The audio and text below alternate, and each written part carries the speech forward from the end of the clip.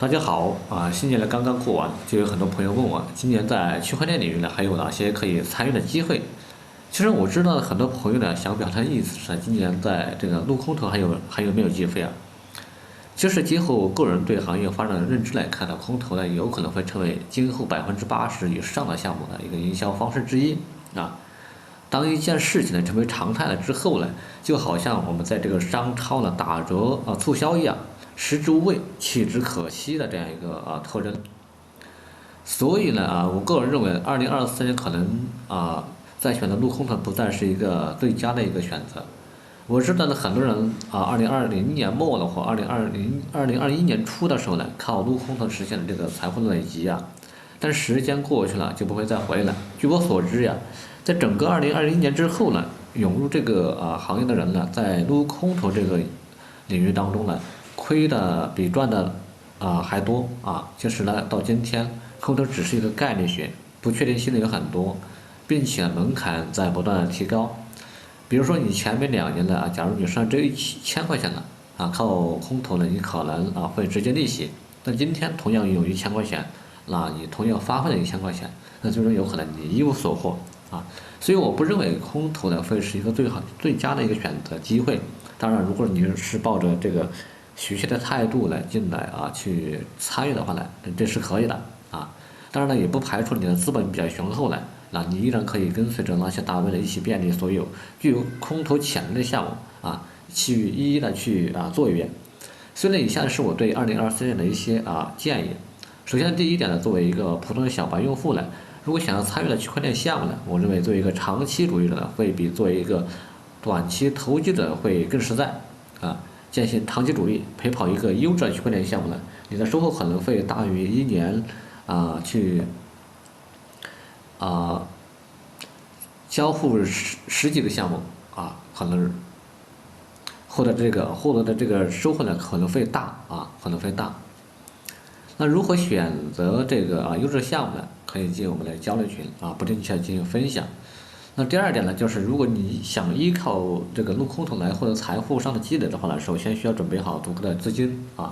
当然呢，目前呢还处于这个熊市那各种项目的概费用都比较低。那看准的项目最好是呢交互的这个金额比较大一点会比较好。那就比如我们最近的在这个二层网络上呢有一个去中心化交易所 Vega，它的空头标准就是你交易量在10万美金以上的这个用户，你才有这个获得空头的机会也就是我们现在可以通过这些一系列的案例可以看到，基本上呢就告诉我们什么呢？就是门槛在提高了跟过去的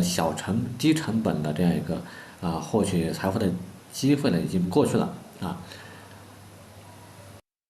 所以说你的交易量越大的话呢，你比起你这个只交易了几千美金的这个交易的轻度用户的可能会更高所以说这个门槛的高，这个所需要的这个啊资金力也在提高了当然的话呢，如果说你没有那么多资金的，那直接一个办法就是提高你的这个交易的这个频率可能别人交易10次，那你可以交易100次这样也是可以的那么第三呢，就是零投入的，那你就是这个呢，就需要你下苦功了，每天的奋聚不同的这个社群去活跃，参与每一个项目的活动，或者项目的所有的 NFT 或从头至尾不落下，那为项目做出这个突出的贡献，这呢会保证你在每一个项目当中呢都会中标。比如呢 APT， 那个人就是在上线前的1个月呢，参加官方各种测试活动，最后呢有幸成为这个天选之人也获得他的空投。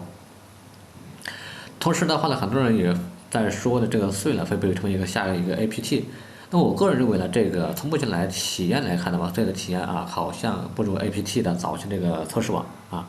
另外一方面的话呢，因为 APT 的热度呢，也让大量的用户呢交易穗网络所以被空投的概率呢可能会比较小。但是早期的用户呢就有很大的机会。尽管如此，你依然可以去尝试因为现在呢不需要你投入任何成本了，你只需要付出一些时间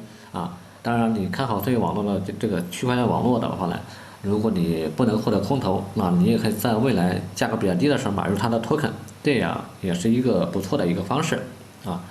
那么第四点就是进入优质社群啊，会有一些优质的一些一手资讯呢进行解析，包括各种早期融资信息、二级市场动态、交易机会等等啊。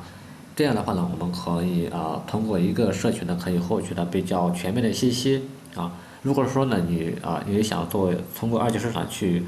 积累自己的这个资金的话呢，那你这样的话呢可能会更适合自己。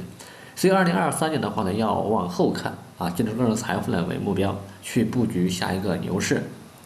好了，我们今天的分享就先到这里了，我们下期再见，拜拜。